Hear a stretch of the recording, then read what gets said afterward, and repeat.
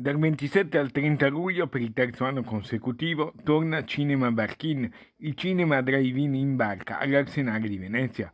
La manifestazione in questa edizione affronta il tema del rispetto e della tutela delle acque e degli ecosistemi marini e conta, tra gli altri, sul patrocinio anche della Veneto Film Commission.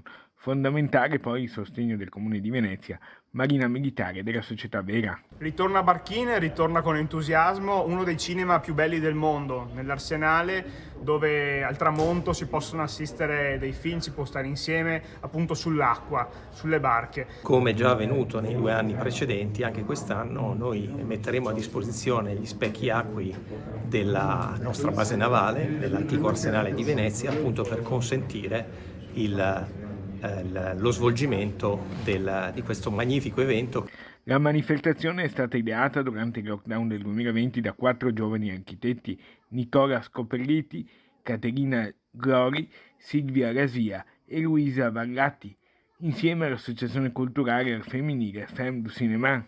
Il tema di quest'anno è l'ecologia marina e sono film importanti come La vita di Pi e l'ultima sera è anche previsto un film a sorpresa, quindi sono vari film tutti col medesimo tema. Per assistere al film è possibile prenotarsi gratis online nel sito dell'iniziativa.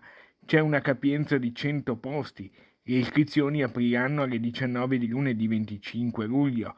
Inoltre, per ogni serata saranno messi a disposizione dei posti che si libereranno per disdette dell'ultimo minuto o posti alla fonda.